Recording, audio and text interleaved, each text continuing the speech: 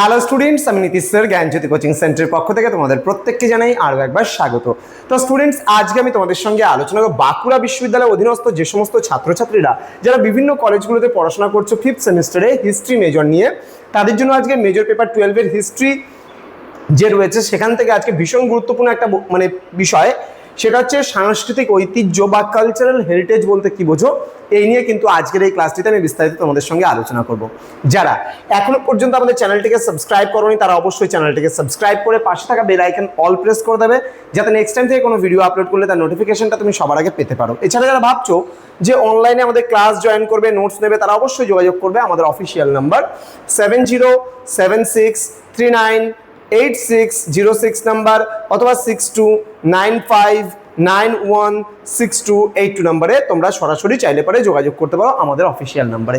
চলো শুরু করব আজকের ক্লাসটা, এবং ডিটেলসে সবার শেষে লাস্টে বলে দেবো তোমরা কিভাবে জয়েন করবে, কি নেবে না নেবে বৃত্তান্ত সমস্ত কিছু ক্লিয়ার। দেখো, প্রথমে আমরা জেনে নেব সাংস্কৃতিক ঐতিহ্য বলতে আমরা কি বুঝি।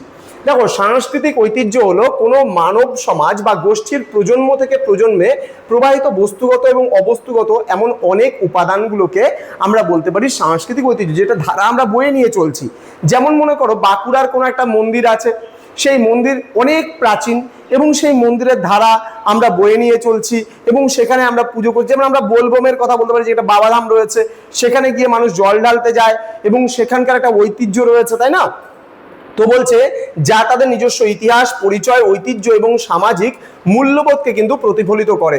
সহজ কথায় অতীত থেকে উত্তরাধিকার সূত্রে প্রাপ্ত এবং বর্তমান প্রজন্মে রক্ষিত মূল্যবান ঐতিহাসিক ও সাংস্কৃতিক উপাদানের সমষ্টিকেই বলা হয় সাংস্কৃতিক ঐতিহ্য।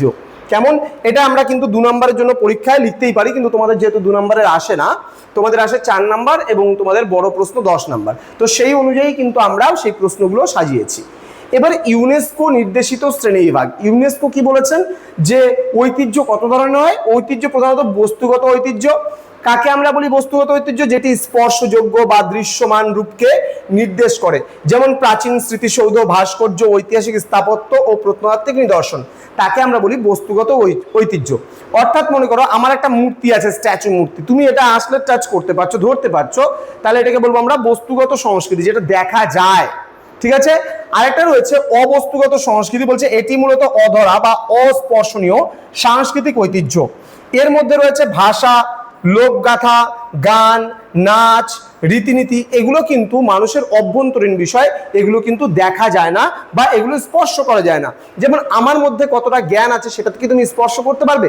আমাকে তুমি স্পর্শ করতে পারবে বা ছুতে পারবে, কিন্তু আমার জ্ঞানটাকে কিন্তু তুমি স্পর্শ করতে পারবে না বা ছুতে পারবে না।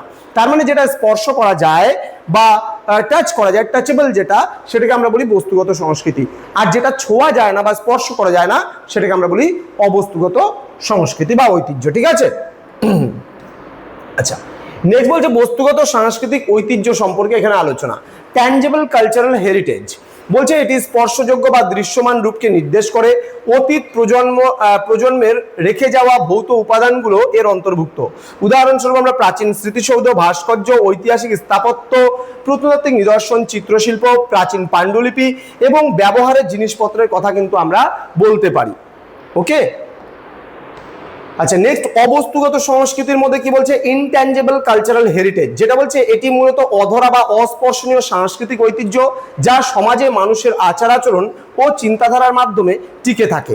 এর মধ্যে রয়েছে ভাষা, লোকগাথা, প্রথা, উৎসব, নাচ, গান, রীতিনীতি, ঐতিহ্যবাহী হস্তশিল্প এবং সামাজিক বিশ্বাস এবং অনুষ্ঠানগুলো এই অবস্তুগত ঐতিহ্যের মধ্যে কিন্তু পড়ছে। ক্লিয়ার? ওকে। তো এবার আমরা জেনে নেব ইতিহাস চর্চায় ঐতিহ্যের গুরুত্ব কি রয়েছে। প্রথমে তো আমরা সংযোগ সেতুর কথা বলতে পারি।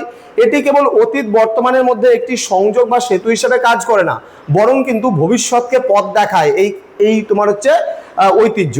নেক্সট বলছে স্বকীয়তা এবং পরিচয়, বলছে কোনো জাতি বা সম্প্রদায় নিজস্ব স্বকীয়তা, সংস্কৃতি এবং পরিচয় বজায় রাখতে কিন্তু সাহায্য করে ঐতিহ্য। নেক্সট নৈতিক দায়িত্ব, এখানে বলছে সাংস্কৃতিক ঐতিহ্যকে সংরক্ষণ করা প্রতিটি জাতির ঐতিহাসিক এবং নৈতিক দায়িত্বের মধ্যে কিন্তু পড়ে। ঠিক আছে। তো এই ছিল আজকের ক্লাস। তোমরা যদি আমাদের কাছে অনলাইনে ক্লাস যুক্ত হতে চাও এবং তোমরা যদি বইপত্র বাড়িতে বসে হোম ডেলিভারি নিতে চাও, তাহলে অবশ্যই যোগাযোগ করবে স্ক্রিনে দেওয়া দুটো আমাদের নাম্বারে।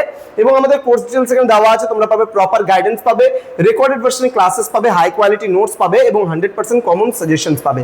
তাও কিন্তু মাত্র 1299 টাকায় পুরো ফার্স্ট সেমিস্টারের অল সাবজেক্ট পাবে। এছাড়া যদি তোমরা মেজর বাদ দিয়ে বাকিগুলো পড়ো সেক্ষেত্রে 699 হবে আমাদের কোর্স ফি। ক্লিয়ার? তো আমাদের প্লে স্টোরে অ্যাপ রয়েছে পিস্টিকল এডুকেশন, সেই অ্যাপটা তোমরা ইনস্টল করেও কিন্তু এখান থেকে ইবুক বা কোর্সগুলো পারচেস করতে পারো। দেখা হবে খুব তাড়াতাড়ি আরও একটা নতুন ক্লাস নিয়ে তোমাদের সঙ্গে। তোমরা প্রত্যেকেই ভালো থেকো, সুস্থ থেকো। Thank you so much, thanks for watching after all, thank you.